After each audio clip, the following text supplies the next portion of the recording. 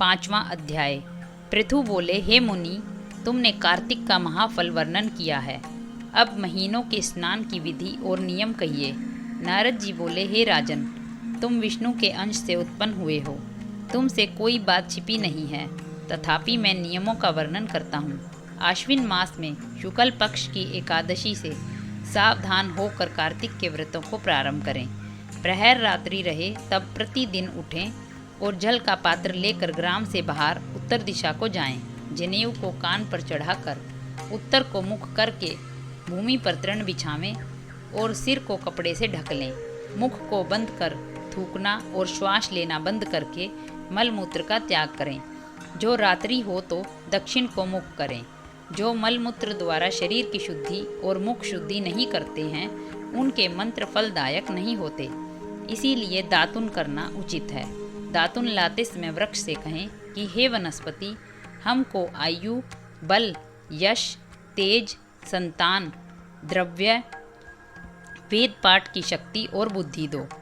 इस मंत्र को पढ़कर गूलर अथवा किसी दूध के वृक्ष की 12 अंगुल लंबी दातुन लावें।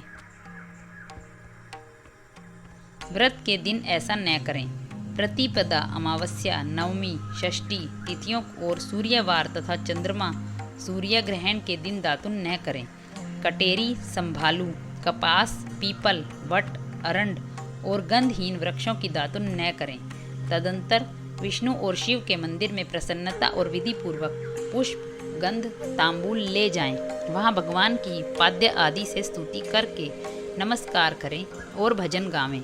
देवालय में भजन कीर्तन करने वाले विष्णु स्वरूप होते हैं। जैसे सतयुग आदि में तप, यज्ञ, दान आदि भगवान को तुष्टि देने वाले हैं, वैसे ही कलयुग में भक्ति पूर्वक भजन कीर्तन मोक्ष देने वाले होते हैं।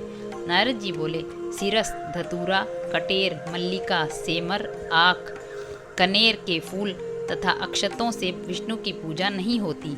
जय, कुंद, सिरस, चमेली, मालती, केतकी आदि के फूलों से सूर्य की पूजा लक्ष्मी चाहने वालों को करना उचित नहीं है।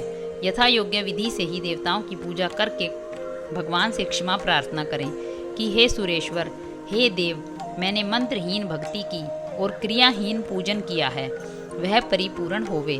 फिर प्रदक्षिणा करके दंडवत करे, फिर क्षमा प्रार्थना करके गान करके समाप्त करे। जो कार्तिक की रात्रि में विधि पूर्वक विष्णु की और शिव का पूजन करते हैं, वे अपने पूर्वजों सहित निष्पाप वैकुंठ को चले जाते हैं। हरे कृष्णा, राधे राधे।